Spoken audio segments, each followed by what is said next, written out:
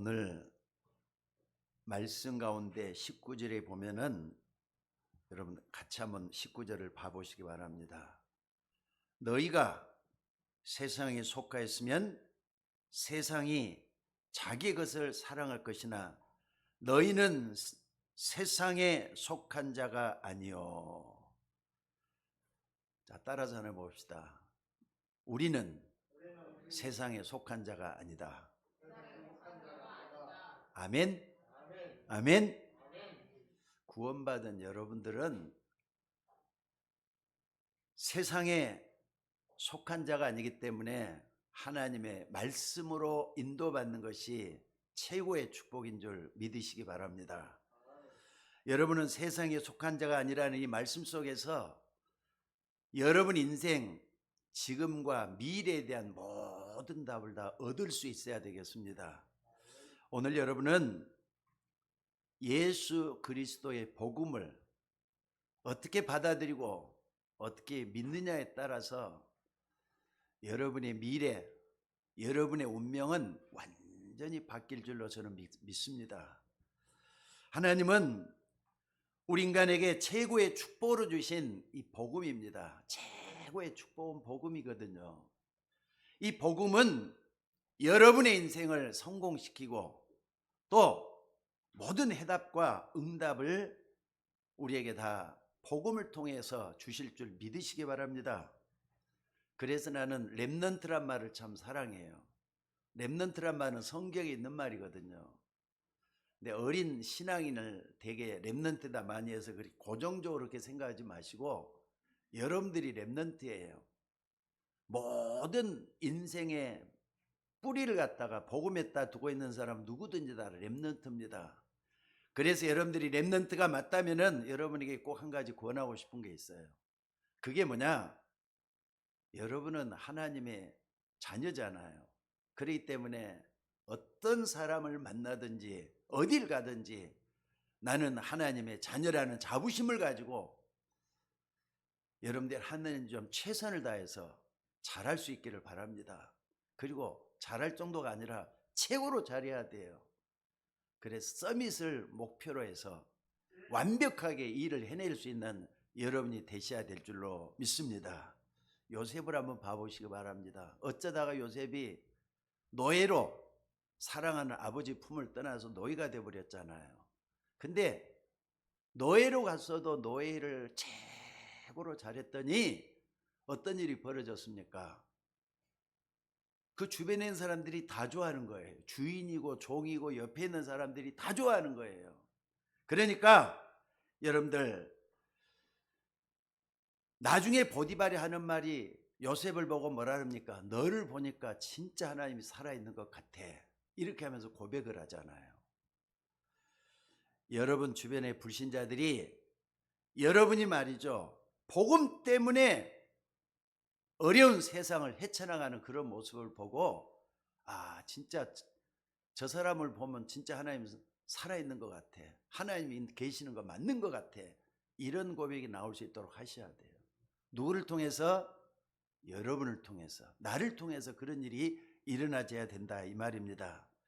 여러분이 복음 속에는 인간의 능력의 한계를 초월하는 비밀만 있을 뿐만 아니라 도덕, 윤리, 질서 이런 인간의 모든 삶의 원리들이 다 들어있는 게 복음입니다. 그러니까 성경은 한마디로 딱 성경에서 뽑아내라면 복음밖에 뽑아낼 수 복음밖에 없을 것 같아요. 그래서 우리나라 근대사에 아주 획을 그었던 사람이 나는 도산 안창호 선생이라고 생각하는데 안창호 선생이 옛날에 그런 얘기를 했다 그래요. 세상에 도둑놈을 잡아들이고 강도를 잡아들이는 경찰서를 100개를 짓는 것보다 하나의 완전한 교회를 세우는 게 더 낫다 이런 얘기를 했어요. 그 말은 뭡니까? 교회가 그만큼 중요한 역할을 사회에 하고 있다. 세상에 빛이 되고 있다는 것을 말씀을 하고 있다. 그렇게 생각을 합니다. 왜 그렇습니까? 여러분 하나님 진짜 믿는 사람이 도둑질하고 계획을 세워가지고 잔인하게 말이죠. 살인을 하겠느냐는 거예요. 엊그저께도 저 신림동에서 멀쩡한 사람이 말이죠.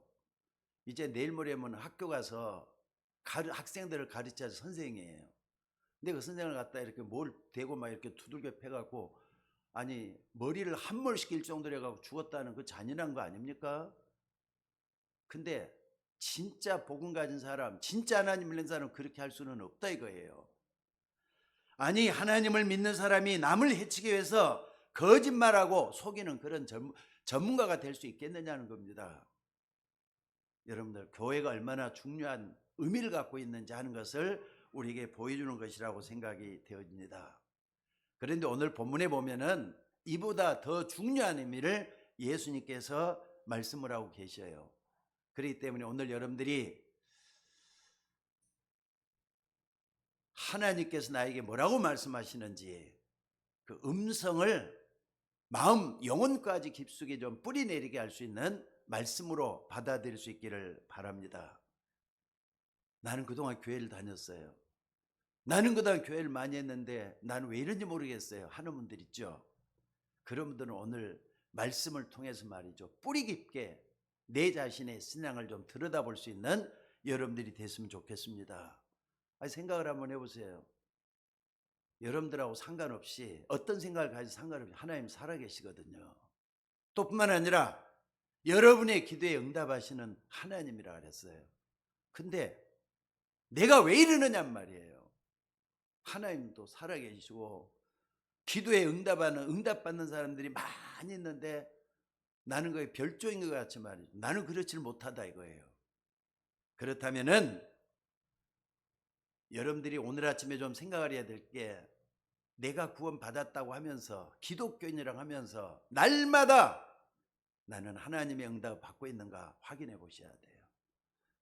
신앙생활은 하루 이틀 만에 끝나는 게 아니라 날마다 지속적으로 순간순간 증거가 일어나야 되기 때문에 그렇게 얘기를 하는 겁니다. 만약에 그렇지 않다면 오늘 말씀을 좀 귀담아 좀 들어보시기를 바랍니다. 몇 가지 중요한 비밀을 예수님께서 말씀을 하신 거예요. 첫째로 말이죠, 지금 여러분 주변에 여러분을 힘들게 하는 사람이 있는가? 특히 여러분이 진짜로 나는 예수 한번 믿어봐야 되겠다 결단을 했는데도 불구하고 이상하게 나를 꺼리하고 미워하는 사람이 있느냐? 나는 예수 진짜 한번 믿어보겠다는데 이런 사람이 왜 일어나는지 모르겠다 하는 사람이 있으면은 오히려 하나님께 좀 감사하셔야 돼요. 왜? 여러분 그런 어려움들을 정말로 중요한 것으로 볼 수 있는 눈이 열리기를 바랍니다. 그런데 우리는 어려움이 찾아오면 그 어려움 자체를 갖다가 싫어하거든요. 안 그렇습니까? 내게 어려움이 찾아오고 남이 나를 욕하고 그러면은 다 싫어하지만은 그것을 좀 중요하게 하나님의 눈으로 볼 수 있기를 주의 이름으로 축원합니다. 오늘 예수님께서 이렇게 말씀하셨어요. 18절에 보니까 세상이 너희를 미워하면은 너희보다 먼저 나를 미워하는 줄 알라. 그러면서 19절에 뭐라 그랬습니까? 너희가 세상에 속하였더라면은 세상이 자기 것을 사랑할 것이지만은 너희는 세상에 속한 자가 아니라 도리어 내가 세상에서 너희를 택한 자들이다. 그래서 세상이 너희를 미워한다. 여러분 이 말씀을 이해하실 수 있기를 바랍니다. 여러분들, 내가 예수 믿으니까 세상이 나를 미워하는구나, 그런 뜻이 아니죠. 여러분은 세상에 속한 자가 아니라 도리어 내가 세상에서 택했다 그랬어요. 세상한 복판에서 불러냈다 그랬어요. 그렇기 때문에 세상이 너를 미워한다. 정말로 이 말을 여러분들이 이해한다면은 한 차원 높게 신앙생활을 하게 될 줄로 믿습니다. 여러분들, 정말로 여러분은 세상에 속한 자가 아니기 때문에 진짜 복음이 뭔가를 여러분들이 깨달았다면은 여러분들은 세상과 절대로 맞지 않게 돼가고 있어요. 세상 흘러간 대로 흘러갈 수가 없도록 돼 있다니까요. 그리고 여러분이 정말로 영적인 세계를 인정하든 안 하든지 간에 상관없이 여러분 주변에는 엄청난 일이 분명히 일어나고 있다는 걸 저는 믿습니다. 가장 쉽게 말이죠. 요셉을 한번 예로 들어보겠습니다. 요셉은 태어나니까 말이죠. 가정에 문제가 너무나도 많다는 걸 성장하면서 깨닫게 됐어요. 아니, 자기 엄마가 있는데 자기를 낳은 엄마 외에도 배다른 엄마들이 벌써 3명이나 있었잖아요. 게다가 자기 엄마는 자기하고 몇 년 살지도 않았는데 동생 베냐민을 낳다가 죽어버렸단 말이에요. 그러니까 아빠만 있는 사람이야. 옆에 3명의 엄마는 계모들이에요. 그렇기 때문에 이런 가운데서 한번 생각을 한번 해보세요. 게다가 계모들이 낳은 뭐가 있습니까? 자녀들이 또 10명이나 돼요. 그러면 집안이 복잡하겠어요? 안 복잡하겠어요? 복잡하고 어려운 일들이 계속 일어났을 거예요. 그게 야곱의 집안입니다. 중요한 것은 여러분들 어떻습니까? 요셉은 하나님이 주신 언약을 가지고 있었지만은 형들은 하나님 주신 언약이 없었다는 사실이에요. 여러분 이걸 좀 중요하게 볼 수 있기를 바랍니다. 그러니까 어려움 당할 때는요, 하나님이 가장 중요하게 나에게 보는 것이 뭔가를 볼 수 있는 여러분이 되셔야 될 줄로 믿습니다. 그러니까 요셉은 마음 중심에 하나님 주시는 꿈, 다시 말해 세상 살리는 그 언약을 굳게 붙잡고 있었어요. 그렇다면 형들과 맞아야 돼요, 안 맞아야 돼요? 세상 것 사랑하고 세상 즐거움 쫓아가고 있는 형들과 맞아야 돼요, 안 맞아야 돼요? 맞을 수가 없는 거잖아요. 요셉이 하나님이 꾸게 하신 꿈을 얘기하니까 당장 형들이 미워하기 시작하잖아요. 그런데 그런 형들을 미워하고 말이죠, 원망하고 불평하고 흔들리면은 어떻게 되겠습니까? 참 어려운 일들은 말이죠, 형들이 코로나 검사를 했더니 저는 코로나가 아닙니다. 걱정하지 마세요. 목이 좀 가려갖고 좀 그러는 건데 오늘 아침에도 검사를 했어요. 근데 집사람은 그거 좀 나왔습니다. 2줄로 나왔고 나는 전혀 1줄만 나와가지고 없으니까 걱정하지 마시고 그냥 잘 들으면 됩니다. 처음부터 이렇게 가래가 좀 끓었어요. 자, 요셉이 말이죠, 그 형들이 자기를 어떻습니까? 팔아버렸잖아. 노예로 팔아버렸잖아. 시기한 나머지 그냥 죽이려다 팔아버렸단 말이에요. 그렇게 되니까 어떻게 됐느냐? 요셉은 노예로 와서도 정말로 노예를 아마 잘했던 것 같아요. 그러니까 사람들이 다 좋아하잖아요. 심지어 보디발 주인의 아내까지 자기를 사랑을 하는데, 좋아하는데 이성적인 눈이 열려가지고 요셉을 말이죠, 하룻밤 자자고 하는 그런 일이 일어났었어요. 근데 요셉이 그걸 뿌리치잖아요. 근데 뿌리치는 그것 때문에 억울한 누명을 쓰고 어디까지 갔다고요? 감옥에 또 들어가잖아요. 여러분 잘 아는 내용들 아닙니까? 그런데 여러분들 감옥에 들었다는 것도 굉장히 중요해요. 그러니까 여러분들이 어려움을 당하고 위기를 당하더랑 그 자체를 중요하게 보셔야 돼요. 나에게 힘들고 어려운 일이 찾아왔다, 그걸 중요하게 볼 수 있는 여러분들이 되셔야 돼요. 자, 한번 봐보세요. 감옥에 들어가 보니까 나중에 좀 그걸 안 사리시지만은 애굽에 말이죠, 중요한 관리들, 공무원들을 가두는 감옥이에요. 근데 거기에 떡 맡은 가는 장, 술 맡은 가는 장이 들어와 있었단 말이에요. 감옥을 지키는 간수는 이 요셉에게 그들을 수발들도록 만들어줬어요. 그 결과 어떻습니까? 요셉이 거기서 말이죠, 하나님의 위대한 역사가 또 일어나잖아요. 그러니까 여러분들 위기나 어려움들은 오히려 여러분들을 키워줘요. 훈련시켜주고 그릇을 크게 만들어준다는 것을 믿으시기 바랍니다.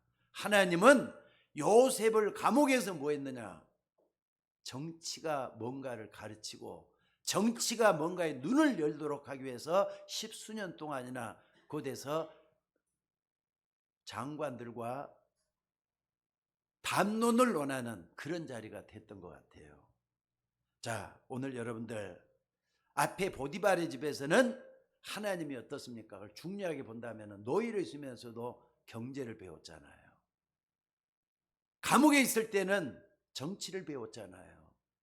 그러니까 나중에 하나님 계획은 뭡니까? 하나님의 눈으로 한번 봐보세요.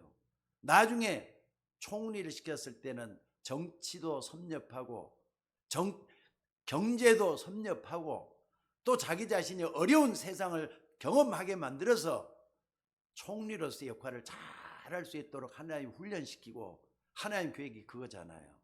그러니까 여러분들이 그걸 눈을 잘 열고 볼 수 있는 여러분이 되셔야 된다 이 말입니다. 그러니까 여러분이 만약에 예수 믿는 그것 때문에 핍박을 당하고 어려움이 왔다면은 그 어려움을 중요하게 보셔야 돼요.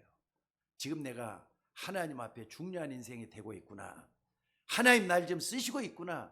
그걸 믿고 감사할 수 있는 여러분이 되시기를 주의 이름으로 축원합니다. 오늘 본문을 한번 잘 보시기 바랍니다. 20절에 보니까 예수님이 이런 말씀을 해요. 종이 주인보다 더 크지 못하다. 이 말 좀 기억할 수 있기를 바랍니다. 예수님은 주인이시잖아요. 우리는 종이란 말이에요. 그런데 여기 보니까 뭐라 그랬습니까?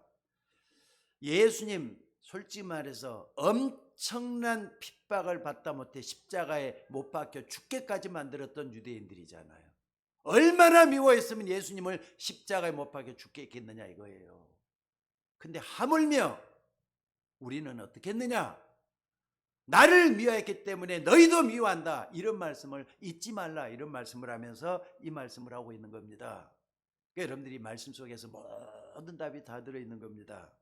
만약에 이런 부분을 모른다면은 여러분들이 아무리 열심히 신앙생활해도 사람 때문에 시험이 들고 갈등을 느낄 수가 있어요. 그래서 내가 잘했든 잘못했든지 간에 여러분의 문제는 단순한 게 절대로 아니라는 거 믿으시기 바랍니다. 쉽게 말하자면은 하나님은 요셉을 축복하기 위해서 하나님은 요셉을 어렵게 만들었고 힘들고 어려운 고난을 주셨다 이 말이에요. 여러분, 하나님은 전 세계가 다 구원받기를 원하셔요. 전 세계가 복음화되기를 원하셔요. 근데 저 강대국 애굽에 사람을 보내서 구원해야 되겠는데 누구를 보내는 게 좋을 것 같습니까? 전쟁을 해서도가 아니라 요셉을 보내기로 하나님 작정했던 것 같아요. 근데 하나님의 방법이 뭐냐? 선교사를 직접 보내는 게 아니라 감옥에 먼저 들어가게 하고 노예로 먼저 가게 만들었던 하나님이시잖아요. 그게 하나님으로는 더 특별한 방법이었던 것 같아요. 이걸 모르는 사람들이 그렇게 합니다. 나는 하나님을 그렇게 잘 믿었는데 내가 왜 이런 어려움이 찾아온지 모르겠다. 여러분들 원망하지 마시기 바랍니다. 원망은 죄입니다. 불평하지 마시기 바랍니다. 불평은 하나님과 여러분 사이를 갈라놓는 마귀의 도구라는 거 잊지 마셔야 돼요. 오늘 예수님이 분명히 말씀을 했습니다. 마지막 때에는 복음 전하는 자들은 핍박을 받게 될 것이다. 이게 마태복음 24장에도 나오고 요한계시록에도 다 나오고 있습니다. 마지막 때는 혼란과 미워하는 일과 고통하는 일이 있을 것이다 예언을 했어요. 디모데후서 3장에도 그랬죠. 말세는 고통하는 때가 이를 것이다. 저는 이 말씀 그대로 세상에 되고 있다고 저는 믿습니다. 이건 오늘날도 마찬가지잖아요. 여러분 세상을 어떻게 봅니까? 하나님이 보는 세상은 여러분들이 정확한 겁니다. 근데 우리들이 보는 세상은 단편적일 수가 있어요. 오늘 여러분이 진짜로 복음을 가지고 있는 게 맞다면은 여러분 주변 사람들의 때로는 욕을 먹고 예수 믿는 것 때문에 욕을 먹고 핍박을 받는 것을 당연하게 생각할 수 있는 눈이 열리기를 바랍니다. 근데 만약에 여러분들 여기서 흔들리면은 여러분의 인생은 늘 흔들리게 될 것 같아요. 교회사를 공부를 해보니까는요, 사실 지금까지 한 번도 복음운동이 일어날 때마다 미움과 핍박을 안 받은 적이 없었더라고요. 근대사, 특히나 근대사에 보면 그런 사람들이 숱하게 많았고요. 아니 멀쩡한 경건한 사람을 갖다가 핍박을 해서 말이죠, 잡아 죽이려고 했던 그런 경우들이 너무나도 많았던 걸 볼 수가 있습니다. 심지어는 예수 믿는다는 이유 때문에 예수님 당시에는 어땠습니까? 감옥에 가두는 건 다반사고 말이죠. 야이 그냥 감옥에 가도 뒀다가 사람이 차면은 꺼내가지고 어떻게 하느냐. 사자밥이 내놔버렸다니까요. 그러면은 사자밥이 돼서 죽는 경우들도 허다했어요. 그러니까 네로 황제가 그랬다잖아요. 네로 황제가 예수 믿는 사람들을 갖다가 사자밥에 내놓으니까 전부 다 웃으면서 말이에요. 편안하게 이렇게 사자밥이 돼 죽더래요. 대간적으로 왜 저러느냐? 왜 저러느냐? 네로 황제가 그랬다잖아요. 내놓으면은 편안하게 웃으면서 그냥 사자밥이 돼서 죽고 그랬다 그러지 않습니까? 그 왜 그랬겠는가 생각을 해보시라 이 말이에요. 사실 여러분들은 구원받은 하나님의 자녀이기 때문에 아무리 어려워도 이 길을 마다해서는 안 될 줄로 믿습니다. 그렇다면 지금 여러분이 당하는 어려움이 정말로 하나님 보시기에 중요한 거라면 여러분은 어떻게 해야 되겠습니까? 오늘 말씀을 들으면서 정말로 여러분들 답을 내리고 내 인생을 다시 돌아보는 여러분들이 되시기를 주의 이름으로 축원합니다. 여러분, 요셉이 형들에게 미움받았던 것을 한번 거꾸로 뒤집어서 한번 생각해 볼 수 있기를 바랍니다. 만약에 요셉이 노예로 가지 않았다면 어떻게 됐을 것 같아요? 평안하게 말이죠. 아버지 품에서 또 집안 복잡한 거기서 어땠을 것 같아요? 나중에 아마 커가지고 성장을 해갖고는 촌장 정도나 됐을까요? 그 마을에서 말이죠. 야곱이 족장이었으니까 아마 거기서 아마 이름 좀 날리는 그런 정도밖에 안 됐을 거예요. 만약에 요셉이 감옥에 안 갔으면 어떻게 됐을 것 같습니까? 평생 보디발의 집에서 아마 노예로 있어야 됐었을 거예요. 그런데 요셉은 하나님이 형들보다 자기를 앞서 애굽에 먼저 보냈다고 나중에 고백을 하잖아요. 바로 이게 눈을 열고 중요한 것을 봤던 요셉의 현장이었어요. 이것은 요셉뿐만 아니라 시대마다 하나님이 쓰시는 사람들을 보면 다 그랬습니다. 여러분, 루터라든지 칼빈이라든지 이런 사람들이 처음에 어려움이 없었을 것 같습니까? 루터도 말이죠. 몇 번의 죽을 고비를 넘겼다고요. 깔뱅도 마찬가지고 쯔빙글리도 마찬가지고 종교학자들 다 그렇습니다. 예수님 당시의 바리새인들은 예수님과 따르는 무리들을 어떻게 했느냐? 이단으로 정죄를 했어요. 심지어 세상에서 가장 전도를 많이 했던 바울도 어떻습니까? 이단의 괴수란 말을 들었었습니다. 대부분이 하나님의 비밀을 모르는 사람들은 나중에 자기 나라가 망할 것도 모르고 반대편에 줄을 섰던 것이라 이 말이에요. 이것은 로마 시대의 바울뿐만이 아닙니다. 지금까지 2000년 기독교 역사를 보면 이런 일들이 허다하게 많았어요. 시대마다 어려움이 있을 때마다 복음운동에 앞장섰던 아까 말했던 말틴 루터, 츠빙글리뿐만 아니라 루터 칼빈뿐만 아니라 근대사에 와서도 말이죠. 누굽니까? 웨슬레라든지 무디 이런 사람들, 찰스 이런 사람들까지 전부 다 이런 사람 다 그랬더라고요. 우리나라 식민지 36년 동안에 기독교 인사들이 많은 어려움을 당했던 여러분 알 겁니다. 근데 그때 일본에서는요, 창씨 개병을 시키고 또 우리나라 그 근본 정신까지 완전히 뒤집어 놓는다 그래가지고 전국에다가 신사를 넣어놨어요. 신사를 다 만들어가지고 기독교인까지 다 불러다가 우상숭배하게 만들었습니다. 일본에 가보니까 신사들은 말이죠. 곳곳마다 다 있더라고요, 거기. 그렇게 만들려고 했던 것 같아요. 그렇게 했을 때 그 중에 한 사람, 주기철 목사님 같은 분은요, 저것은 우상숭배지 절대로 아니다. 이렇게 얘기를 하면서 반대를 하잖아요. 근데 일본 순사들은 어떻습니까? 그렇게 말해서 다 감옥에 가둔단 말이에요. 게다가 뭐라 그러느냐? 법까지 개정을 해놓는 거예요. 그것은 우상숭배가 아니라 국가를 제대로 절을 해도 괜찮다는 이런 식으로 말이죠. 어떻습니까? 국가 우상숭배 그러니까는 우상 숭배가 아니라 그것은 국가 행위다 이렇게까지 말을 했어요. 근데 주기철 목사는 절대로 그게 아니라 그러잖아요. 조선 총독부에서 교회 지도자들을 막 핍박하고 그렇게 합니다. 그러니까 총회까지 어떻게 해놨느냐. 총회까지는요. 이게 문제는 목사들이나 장로들이 문제예요. 나중에는 총회에서 할 수 없이 말이죠. 결의를 시켜요. 그것은 국가법이지 우상숭배가 아니라고. 근데 끝까지 나서가지고 주기철 목사님 아니라고 막 반대를 하잖아요. 그것은 절대로 우상숭배지. 왜 우리가 하나님이 하지 말라는 우상을 숭배하느냐.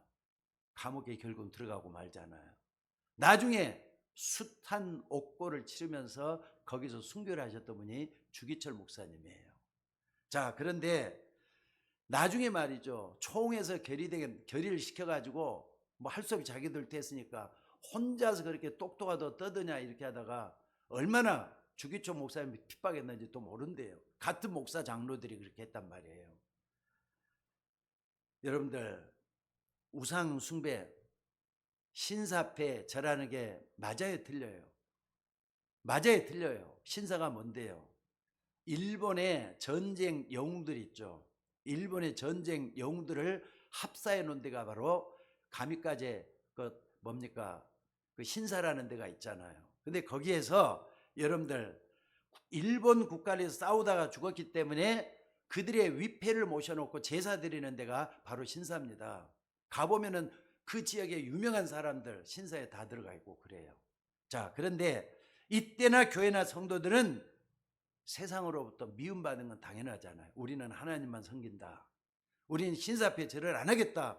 그러면 일본 사람들이 또 일본 지도자들이 미워할 건 뻔한 거잖아요. 그런데도 놀랍게도 교회가 두 파로 나눠가지고 그 중에서 정치적으로 사회적으로 성공하는 사람들은 더 크게 소리를 높였다 이 말이에요. 아니 국가가 다 그렇게 따라서 가고 있는데 교회만 그렇게 유별나게 그러느냐 이런 식으로 말이죠. 핍박을 하기 시작을 하고 그랬어요. 나중에 이렇게까지 하니까 총회에서는요 주기철 목사님들이 어떡합니까? 전부 다 이렇게 결의를 해가지고 주기철 목사님 목사 제명까지 시키고 그랬다고 하는 기록이 있더라고요. 여러분들 이 일로 주 목사님이 감옥에서 옥살을 하게 됐는데 일본 순사들이 얼마나 때렸으면은 주기철 목사가 이렇게까지 됐겠는가 한번 생각을 한번 해보시라고요. 자, 그런데 일본 순사들 앞에서도 마지막에 감옥에서 말이죠. 외치는 말이 있었다 그래요. 사람이 한 번 죽지 두 번 죽느냐. 나는 절대로 하나님 앞에 부끄러운 짓을 안 하겠다. 나는 우상 숭배할 수 없다. 일사각오예요. 거기서 나오면 일사각오잖아요. 한 번 죽는 각오로 절대는 우상 숭배할 수 없다. 그래서 죽음의 길을 택했던 것이 주기철 목사다 이 말입니다. 자, 근데 그 후에 몇 년 안 가서 우상 숭배를 강요했던 일본은 말이죠. 어떻게 됐습니까? 1945년 8월 달에 말이죠. 원자 폭탄이 세 군데 떨어졌잖아요. 히로시마, 나가사키 거기에 말이죠. 떨어져서 어마어마한 참상이 일어났던 걸 여러분들이 목격할 겁니다. 자, 오늘 예수님이 하신 말씀은 하나님의 자녀는 세상에서 미움을 받을 수밖에 없을 것이다 말씀을 했어요. 절에 나가는 시어머니하고 불신자인 며느리가 있었는데 그 며느리가 어쩌다가 예수 믿는 사람을 알게 돼가지고 복음을 전해 들었는가 봐요. 그러면은 진짜 복음의 눈이 딱 열리고 나서부터는 하나님을 믿을 수밖에 없도록 되는 거지 않습니까? 그러니까 나중에는 이게 진짜다는 걸 딱 알고 난 며느리하고 시어머니하고 관계가 좋겠어요 나쁘겠어요? 그러니까 지혜롭게 여러분들 예수 믿고 난 뒤부터는 더 지혜를 달라고 하니까 기도하셔야 될 이유가 이거예요.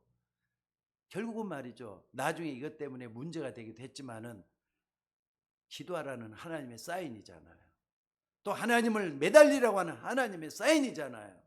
결국은 시어머니까지 하나님 믿도록 만들어 집안 전체를 복음화시키는 그런 일이 일어났었다 이 말입니다. 여러분 그래서 분명히 말씀했어요. 예수님이 내가 세상에 화평을 주는 줄로 생각지 말라. 오히려 검을 주러 왔다. 검을 주러 왔다는 것은 싸우러 왔다는 말이잖아요. 오늘 여러분들 지혜로운 싸움에서 승리하는 여러분들 되시기를 바랍니다. 그리고 모든 고난 속에는 하나님의 축복이 숨어 있다 이 말이에요. 자, 그 두 번째로 또 고난 있는 저 불신자들을 핍박하는 저들을 살려내야 되잖아요. 저들을 가만두면 안 되잖아요. 여러분 주변에 핍박하는 사람들도 살려내야 된다. 하나님의 계획이 거기에 있어요. 그럼 어떻게 살려야 되겠습니까? 그래서 28절에 중요한 것을 여기 소개하고 있습니다. 예수님이 이렇게 말씀을 해요. 내가 아버지께로부터 너에게 보낼 보혜사 곧 아버지께서 나오시는 진리의 성령이 오실 때 그가 나를 증언하실 것이다. 사실 이것은 하나님의 비밀입니다. 비밀은 아무나 가지는 게 아니잖아요. 여러분이 택시를 타면은 택시 요금 내는 거 이건 비밀이 아닙니다. 왜? 누구나 다 알아야 될 사항이기 때문에. 그러나 비밀은 특별한 사람만이 가지고 있는 거예요. 여러분 성령이 나에게 임하고 성령의 역사라고 하는 것은 하나님의 비밀이라는 걸 잊지 마시기를 바랍니다.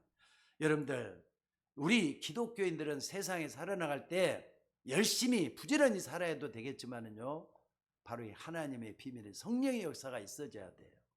여러분 하나님의 성령의 역사 기대하시면서 기도해서 응답받는 여러분이 되셔야 될 줄로 믿습니다.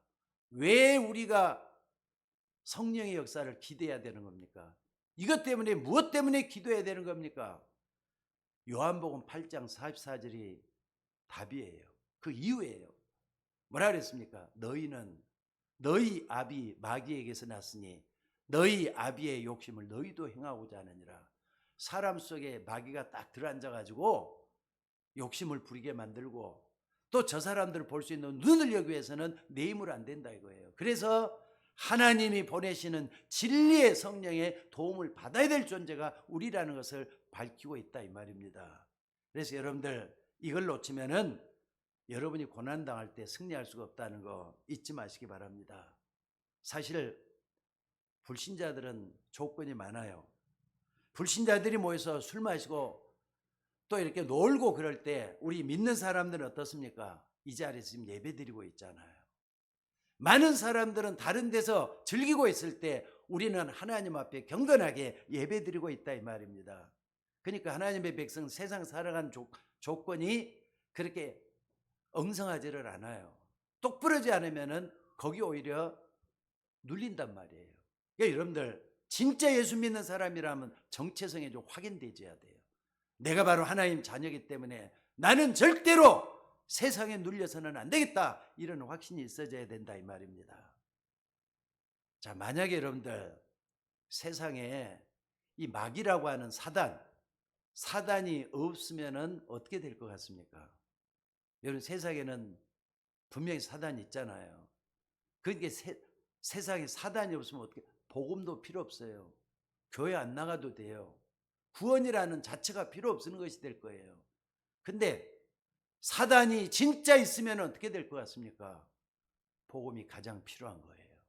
복음의 다른 방법으로 우리가 구원받을 수 있는 방법이 없다고 성경은 선포하고 있다 이 말이에요. 여러분들 요한복음 16장 11절에 뭐라 그랬느냐? 이 사단을 세상 임금이라 그랬어요. 에베소서 2장 2절에 보니까 공중 권세 잡은 자라 그랬어요. 고린도서 4장 4절에 보니까 이 세상 신이라 그랬어요. 아니, 성경이 분명히 이렇게 명확하게 우리에게 가르쳐주고 있는데 복음이 필요 없다? 그래서 그같이 미련한 사람, 우둔한 사람이 없을 것 같아요. 특별히 말이죠. 사도행전 13장 거기 보니까 뭐가 나오느냐? 여러분들 거기 보면은 무속이 나와요. 무속. 16장에 보면은 점술이 나와요. 그리고 19장에 보면은 우상 종교에 대한 게 나와요. 이 땅의 모든 종교 행태가 그때 다 나오잖아요. 이 나오는데 사도 바울이 전도하면서 지역적마다 찾아가면서 13장, 16장, 19장 다 밝혀놨잖아요. 똑같습니다. 우리 세상은. 그러니까 세상 사람들은 하나님이 없기 때문에 점치고 굿하는 무속, 귀신을 쫓아서 살 수밖에 없다 이 말입니다. 그런데 우리는 여기서 살아남고 승리하기 위해서 성령의 임재, 성령의 역사가 가장 필요한 거예요. 왜? 내 힘으로 안 되기 때문에. 여러분, 내 힘으로, 여러분의 힘으로 마귀를 이길 수 있다고 생각하세요? 착각하지 마세요. 마귀는 그렇게 호락가락한 장난감이 아닙니다. 그렇기 때문에 마귀를 이기기 위해서는 성령의 역사가 필요하기 때문에 예수 그리스도 이름으로 기도해서 성령 충만을 구하라 말씀을 하셨던 거잖아요. 그래서 요셉이 바로 왕 앞에 섰을 때도 바로왕이 요셉을 보고 뭐라 합니까? 내가 많은 사람들을 바라봤지만 너만큼 하나님 영에 충만한 것을 본 적이 없다, 이렇게 얘기를 하잖아요. 그러니까 요셉이 성령 충만해가지고 꿈도 해석할 수 있는 지혜를 얻었다 이 말이에요. 여러분, 적어도 여러분이 진짜 기독교인이 맞다면은 세상 지식을 넘는 뭔가가 있어야 되는데 그게 바로 성령의 역사다 이 말이에요.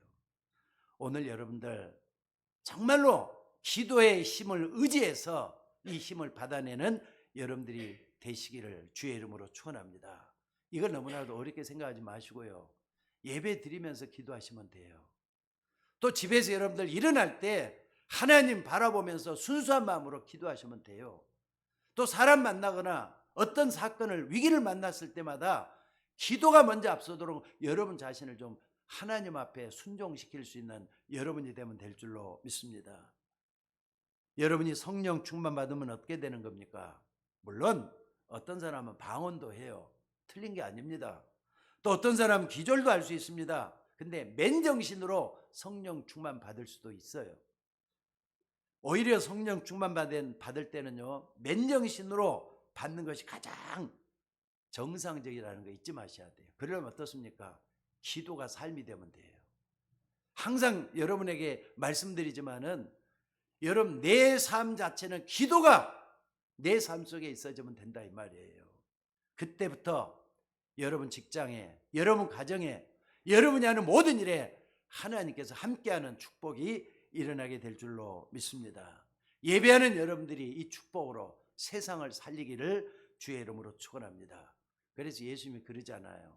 사도행 1장 8절에 보니까 오직 성령이 임하시면, 성령이 임하시면 그 말이 뭡니까?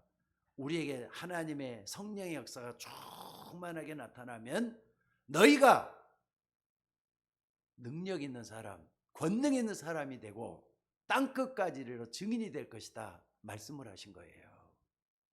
자, 그리고 예수님 세 번째 말씀을 이렇게 하십니다. 19절에 아까도 다시 한 말씀드리지만은요, 너희는 세상에 속한 자가 아니라고 했다 그랬어요. 굉장히 중요한 말이에요. 자, 다시 한번 해봅시다. 나는, 크게 한번 따라서 한번 해요. 나는 세상에 속한 자가 아니다. 그 말은 여러분들은 하나님의 자녀라 이 말이에요. 세상에 속한 자는 하나님 자녀들이잖아요. 그렇기 때문에 하나님께 속한 자라는 걸 믿으시기 바랍니다. 소속이 하나님께 돼 있다 이 말이에요. 여러분의 소속은 하나님이에요. 믿습니까? 그렇기 때문에 사도 바울은 하나님의 자녀들이 마지막 가는 영원한 본향이 있기 때문에 세상에서 우리는 뭐라 그랬느냐? 나그네라고 했던 거예요. 나그네 맞잖아요. 지금도 저는 우리 여기 누굽니까? 박사희 원사님 이제 오늘 지금 못 나오셨습니다만은 정 선생님도 계셔요. 정 선생님도 지금 계시지만은 저도 이제 목사이기 때문에 세상을 떠난 사람들 좀 숱하게 많이 봤습니다. 가보면 한 줌의 흙밖에 안 남아. 전부 다 이렇게 항아리에 넣든지 뿌리든지 그래갖고 여러분 자체가 말이죠 없어져 버려요.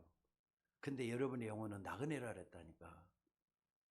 한 줌의 흙으로 돌아가면 나그네라 그랬다니까. 여러분도 똑같잖아요. 맞습니까? 근데 영원한 본향이 기다리고 있어요. 그게 천국 시민에 가는 길이에요.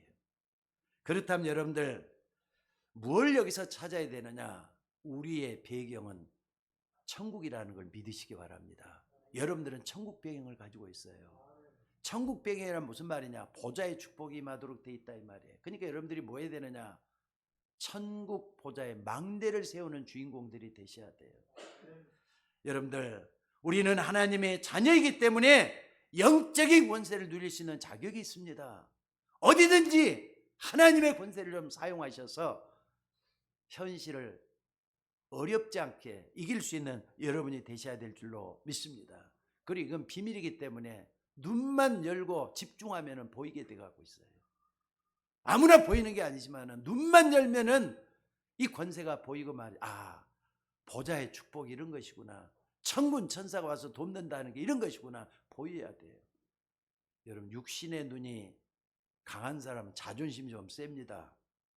근데 그런 사람은요, 이 보좌의 축복이 잘 안 보일 거예요. 나를 겸손하게 하나님 앞에 내려놓고만, 하나님, 나는 하나님 앞에 나밖에 몰랐던 죄인인 것을 용서해 달라고.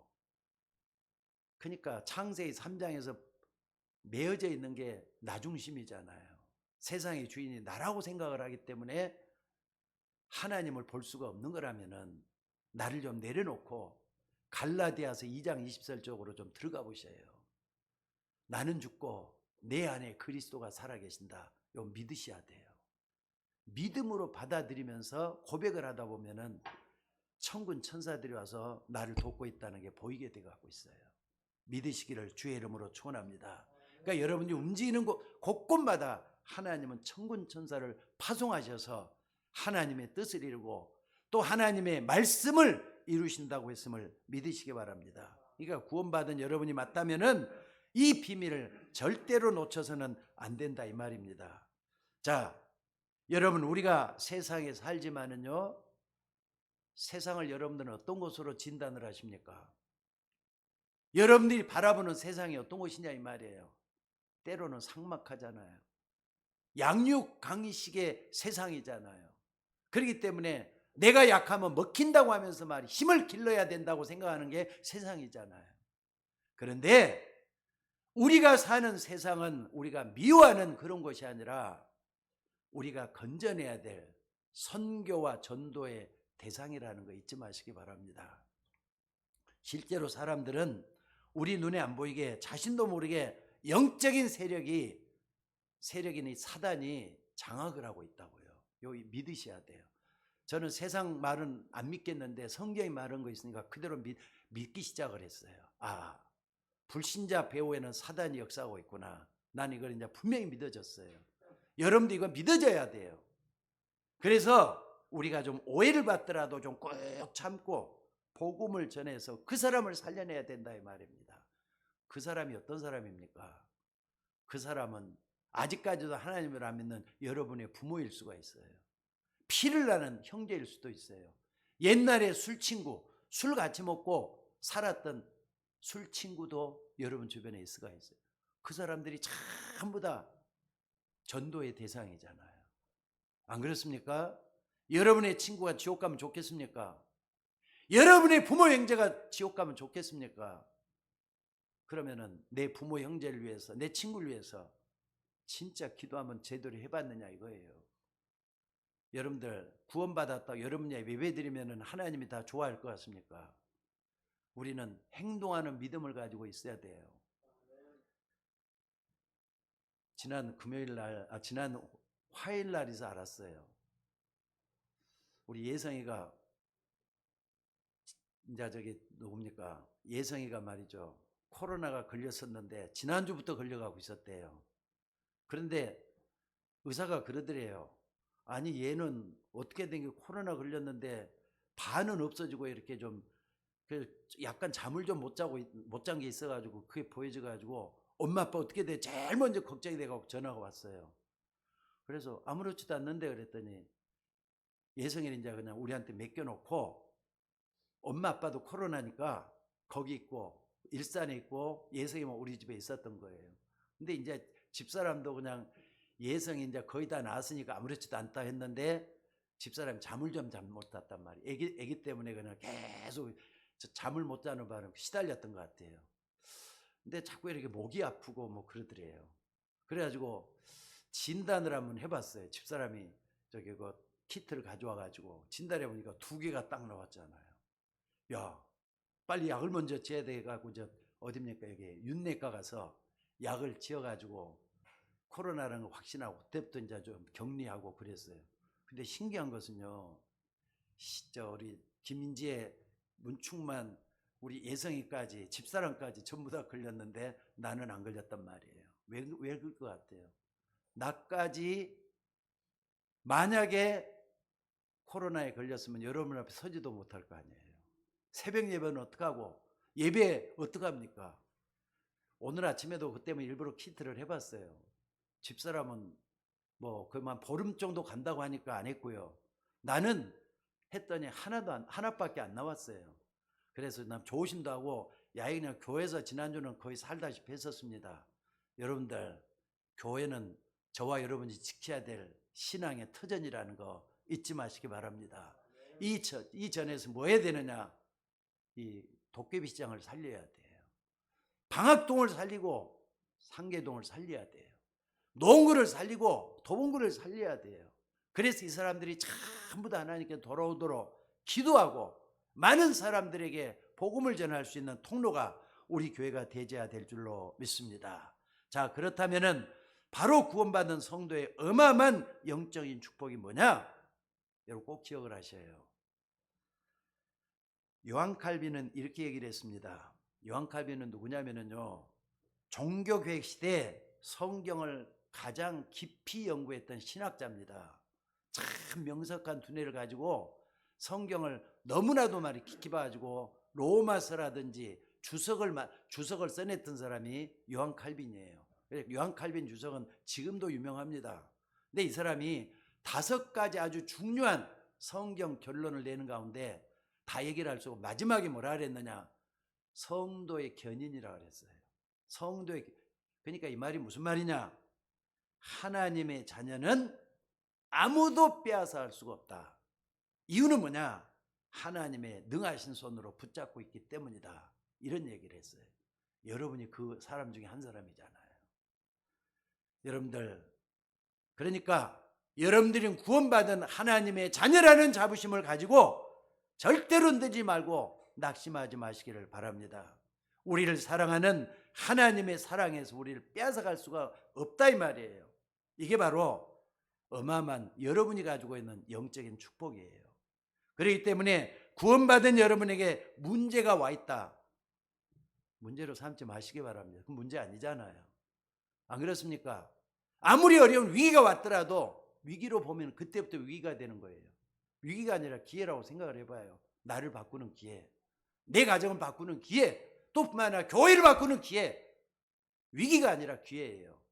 오늘 여러분들이 하나님의 중요한 일을 위해서 여러분의 문제 사건을 하나님의 사건으로 만들어 가실 줄로 저는 믿습니다. 그렇기 때문에 정말로 중요하게 볼 때 그 문제가 가장 중요한 하나님의 사건이 될 수가 있다는 걸 믿으시기 바랍니다. 자, 결론적으로 말씀을 드립니다. 성경 66권의 핵심이 뭐냐? 항상 했던 얘기를 좀 다르게 한번 해볼 거예요. 구약 성경이 뭡니까? 구약 성경은 택한 백성들의 흐름을 우리에게 보여주고 있잖아요. 그래갖고 아벨부터 시작해가지고 가인은 불신자의 조상이 됐지만 아벨은 믿는 자의 조상이 돼가지고 쭉 이렇게 믿는 신자들, 그러니까 믿는 성도들의 흐름이 나와요. 그런데 거기 보니까 뭐가 있느냐? 이스라엘 민족이 아브라함의 후손으로서 이제 쭉 나왔어요. 근데 하나님이 택한 민족이 복음을 가지고 있었기 때문에 아무리 이스라엘 민족을 없애려고 해도 없앨 수가 없었다고 하는 게 구약이에요. 무슨 말인지 이해가 됩니까? 또 신약 성경은 뭡니까? 사도들과 초대교회가 복음을 가지고 있었기 때문에 최고의 문화, 최고의 사상, 최고의 왕이 일어나서도 그들을 없앨 수가 없었어요. 여러분, 복음 가지고 있는 사람 최고의 축복이 바로 이거 아니고 뭡니까? 그래서 그리스도 예수 안에 있는 하나님의 사랑에서 끊을 자가 없다 말씀을 하고 있다 이 말이에요. 오늘 여러분들 하나님의 택한 여러분들입니다. 그리스도의 사랑에서 여러분을 끊을 자가 아무도 없다는 걸 믿으시기 바랍니다. 그래서 로마서 8장 37절에 이렇게 말씀을 하고 있습니다. 그러나 이 모든 일에 우리를 사랑하신 이로 말미암아 우리가 넉넉히 이기느니라. 이뿐만이 아닙니다.